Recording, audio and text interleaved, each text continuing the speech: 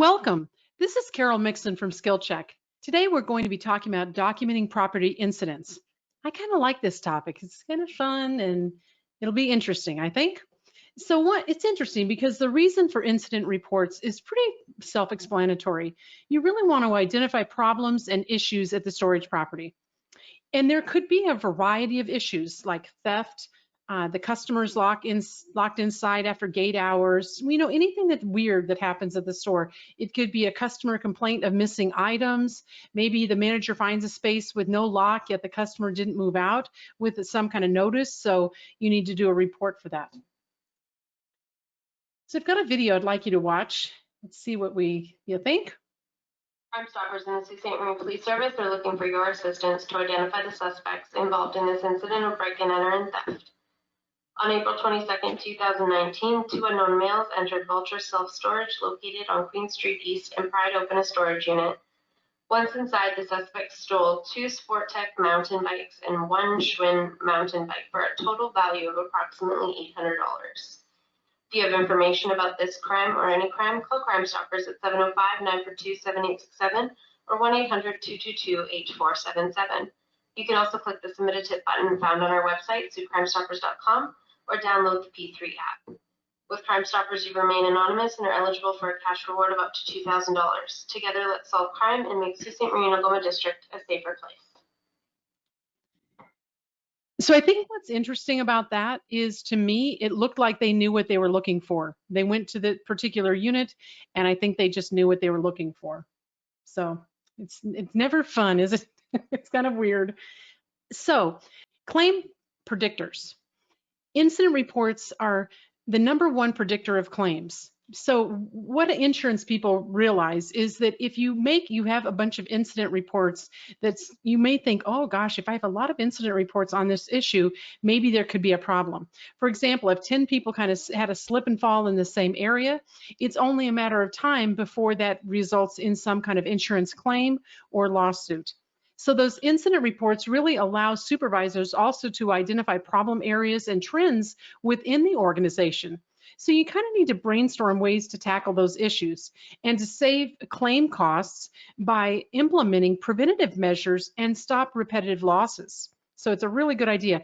Do you like this picture here? You can tell someone rented in another space and then they cut through the wall to get into that other space to get into it and take stuff from it.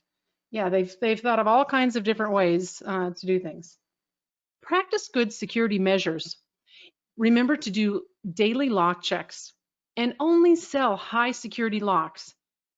And if you're not sure about this, I've got other webinars on this topic about getting good security locks.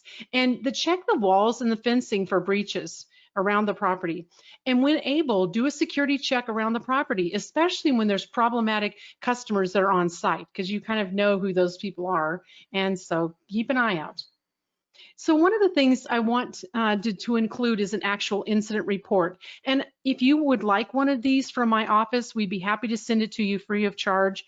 You can go to our website, just notify us that you would like one of this, and I'll give you more information at the end. But we have an incident report that basically it talks about getting the dates, what happened, was it fire, vandalism, trespassing, theft. So it gives you a lot of information to fill out. Some things you won't need to because they don't apply, but others you think, okay, yes, who was involved, what were the persons that were involved, and describe specifics about the incident. So those are all important things to take or think about.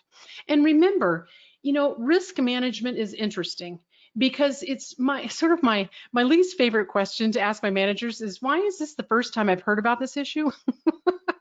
And I can't tell you, over the years, being in this for over 30 years, I've asked myself so many times, like the manager's like, well, how is it this is the first time I've heard about this? In fact, I went to a property and they had a lift like this that has the accordion type door. And I was doing it wasn't my store, but I was doing an audit at the store. The lift was open like this, but the lift was all the way down on the first floor. And I was on the second floor and I was like, wow, this is dangerous. And there's some kids running around upstairs.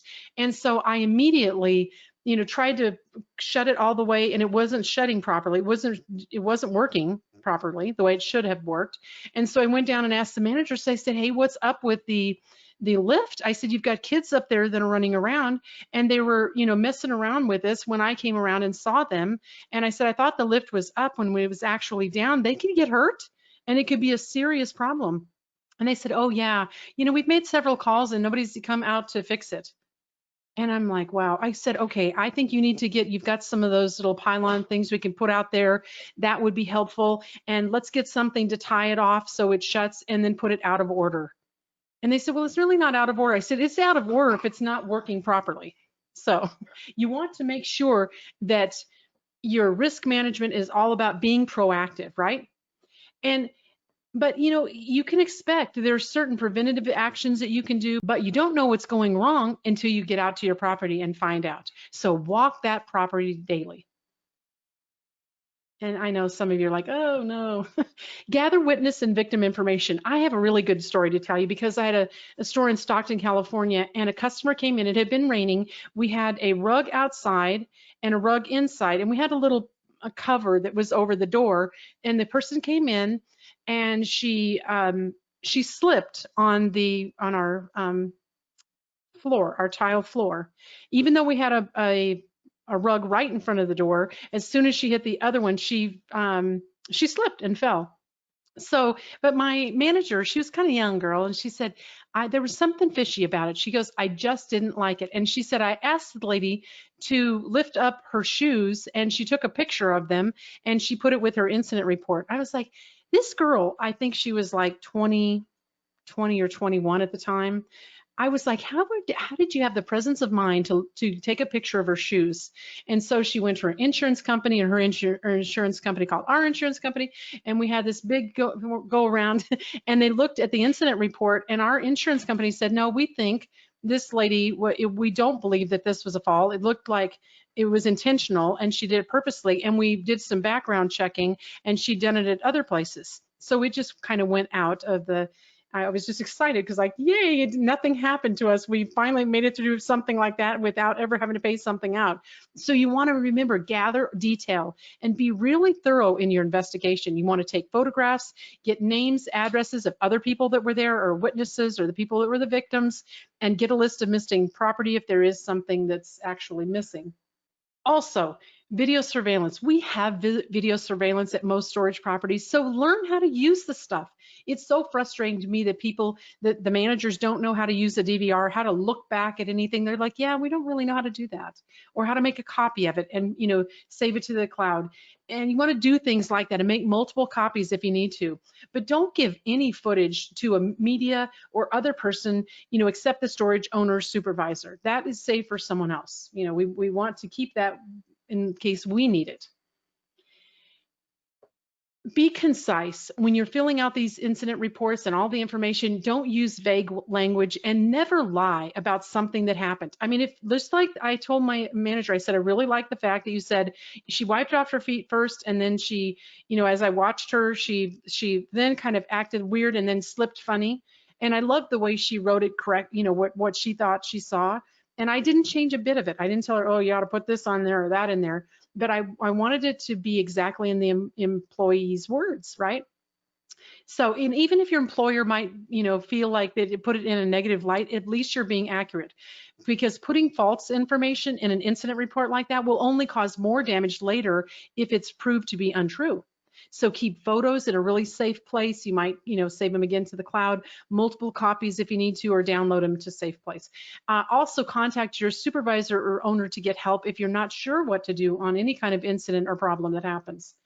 Well, again, my name's Carol Mixon. If you want to contact me and get your free copy of the incident report, you can reach me at info@skillcheck.com, or you can call our 800 number. It's 374-7545. And thank you so much for listening. And please, if you wouldn't mind, subscribe to us on YouTube, because I still am trying to get more people subscribed than my son has. The doggone guy keeps, exponentially doing better than I am. But thank you so much, and happy renting.